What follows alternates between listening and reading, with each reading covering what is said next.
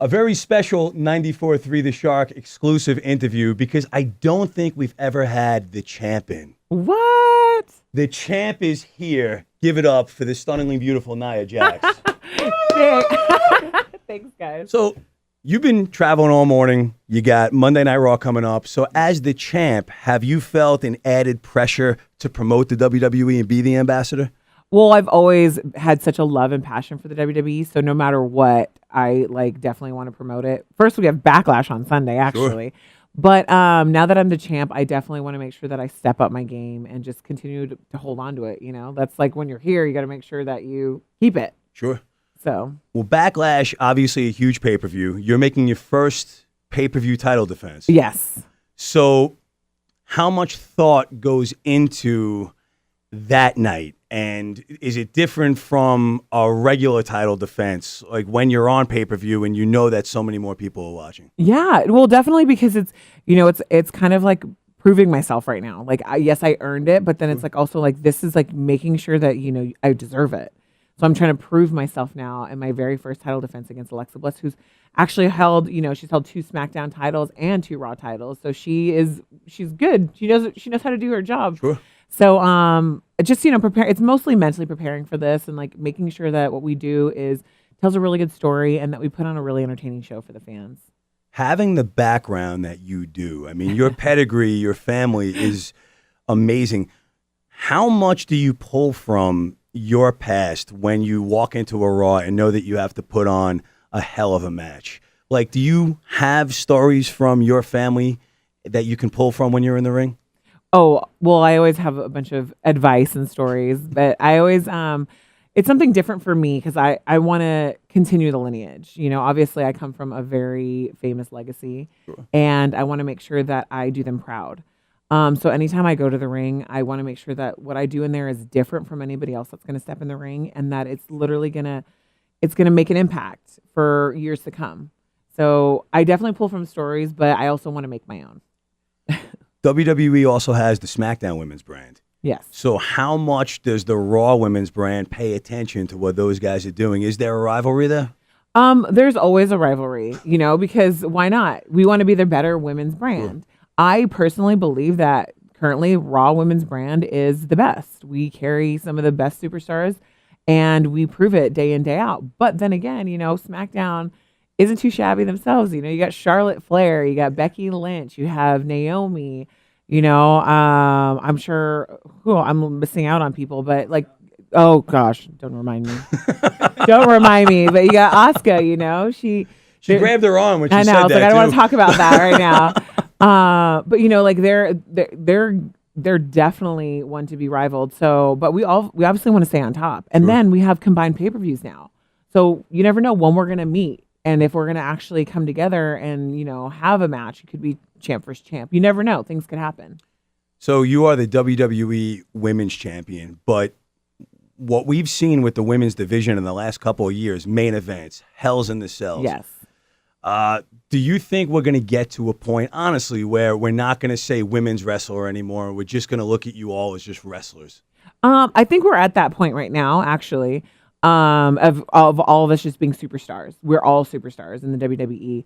I think it's kind of cool that, women are getting this brand of like, look at the women, like look at us just going out there and delivering day in, day out and continuing to step up to the plate and to raise the bar. Sure. So I have no problem with us having that category of just being women because I'm proud to be a woman and to show what we can do but we are all superstars, and that's what that's what's really cool about the WWE because we can always transcend whatever. You have this amazing background. You were born in Australia, right? Yes. And then you grew up on the west coast of California. You have Samoan descent. So how did all of that happen? How did you wind up on the west coast from Australia? Like, how did all that transpire? Jeez, oh my gosh, if I could go back forever.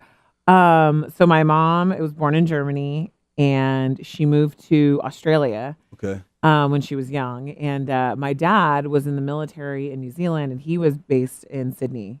And that's where they met. And so that's where I was born. And my dad wanted to move to the States because he wanted better opportunities for his kids. And so that's how we ended up, we moved to Hawaii in the North Shore, and that's where my younger brother was born. And Is that why you're so mellow? Yes. Well, I am and I'm not. So you caught me on a good day. But yeah, that's how we ended up over there. No, God, I've seen your matches. Believe me, I know when you're not mellow. But this is so beyond cool. We got Nia Jax in studio, the WWE Raw Brand Women's Champion. Now, having the background you did, was there ever a doubt on what you would do for a living one day? Well, it's crazy. This is something I never knew I always wanted to do. Okay. Growing up, I remember back when I used to see my Uncle Peter, Dwayne's grandfather, when he would have matches in Hawaii. And I remember in like front page of newspaper, because we lived in Hawaii for a little bit, he had like blood all in his face. And like, it was just like, it was a different time. But Sure. I just remember seeing that and being like, oh my gosh, that's crazy. And being like, what's wrong with him, Daddy? But it's always been in my blood. And then I did my own thing. I went and I became a plus size model, and I got into that, and I always played sports. But when I was able to watch Dwayne live at WrestleMania 28 and just felt the energy of the crowd, I got hooked. And that's when I said, I need to get into this, or at least try and see if it's for me.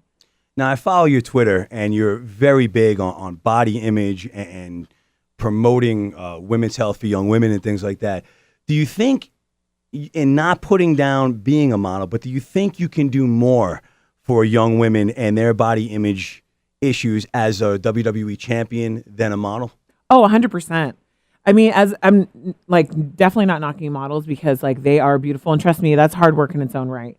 Coming from that background. Sure. But like as an athlete, it's a different message, and it's a different audience that I'm showing it to. Like being a bigger girl and showing that I can get in the ring and go 30 minutes or 33 minutes in a gauntlet match, that people don't think I can do, or going in front of 80,000 people and like having the anxiety that you do when you get in the ring and putting on a performance, like as a bigger person, like it shows all people like of different shapes and sizes that like anything's possible, and that like, just because I'm a different size and a bigger girl doesn't mean I'm not healthy, and that I'm not like, striving to be a better version of me. So I definitely think WWE's given me such a huge platform. Do you study some of the larger wrestlers to get ideas from the past and things like that? Oh, yes. I obviously, like some of my own lineage, I love Umaga, and then Yokozuna. I obsessed with Bull Nakano. I mean, she just like epitomizes the true badass. Hopefully I can say that. Like, nah, it's fine. Yeah. You could say badass. Sorry. but yeah, I used to watch all them. Like they're so amazing in the way they moved. Like it's crazy because I don't think people understand unless they got in the ring, like how difficult it is to get in there and move around. And like they moved like they were 100 pounds, but worked like the big man. Yep. So I always go back and watch them. My guy was the Ultimate Warrior. Oh, I can see. Yeah. And it just amazed me how somebody with his size would like do that splash and stuff. Oh yeah. It's cool because like there's a lot of misconceptions about wrestling and how like, that's fake and whatnot. It's like actually the athleticism is very, very real. Yes, we are scripted entertainment, and like we love putting on a show. But you've been injured for real many times, right? Thankfully, I have not been injured. I do make sure I take care of myself. We have a great medical staff that takes care of us and make sure that we are as healthy as we can, because we are working over 300 days a year and putting on live events every week and traveling all over the world. So I have not. The only injury I did have was I got in a car accident, but that was totally different. How was your trip during the Greatest Royal Rumble match? My trip? Were you there? Were you a part of? Oh, no. You didn't go to No, that? we didn't get to go there. No. Yeah, I'm still waiting to see it on video. What was the most exotic place with the WWE that you visited? Well, we actually just came back from South Africa. Okay. And we got to go to Cape Town and Johannesburg, and that was pretty cool. I didn't think I'd ever visit South Africa, and that was a pretty cool visit. And where else have we been? Obviously, we went back to Australia and New Zealand. Those are countries that I'm familiar with, but they're just beautiful. Do you still have family in Australia? Yes. Wow. My Oma, my mom's mom, and my auntie live in Sydney. So I got to visit with them. I got to see the hospital I was born at, the first home I ever lived in, like because they remember I was so young. It was really cool. Pretty cool. Yeah. And I know you got a hell of a schedule. So I just have 2 more questions for you. Yes. So thrilled to have you here as a WWE wrestler. What is your goal, not just for you, but for wrestling for the next 5 years? My goal, that's my goal every day is to make sure that like I'm consistent with improving. Like every match, every time I'm on Raw on the screen, like I want to make sure that I have a great promo, a great match, like any kind of appearance I do. I think in the future I want to be a part of probably the women main eventing WrestleMania. Sure. You know, that's something that, you know, we all strive for, but that's something that I hope to be a part of soon. And I know we got the Coliseum coming up. Yes. But what is your most favorite place to wrestle in? Where is the crowd the most electric? Oh gosh, Madison Square Garden. It just nothing compares. Like, and it's crazy because Dwayne was actually the one who said it. He just said you'll never like. He's like, I can't explain it, but when you get into that arena, you'll. Because I was a fan actually when he first came back before WrestleMania 28 during Survivor Series. Sure. And I was a fan, like screaming, and like it was crazy. Yeah, like of course, like you know, yeah, he's my family, but I was just like, the energy was insane. But when I got to walk out and then hearing the crowd, I think it was like 15,000 people. I like my entire like stomach dropped and like butterflies were flying, and I was like, oh my gosh, I tripped actually, but but it was cool. Like nothing beats at Madison Square Garden like the passionate fans. Well, I tell you, I'm looking forward to seeing you, hopefully with the belt after Backlash. Yes. But seeing you on Monday Night Raw. May 7th is Monday. The amazingly beautiful and charismatic Nia Jax. Thank you. Seriously, Thank you. Appreciate it. Awesome.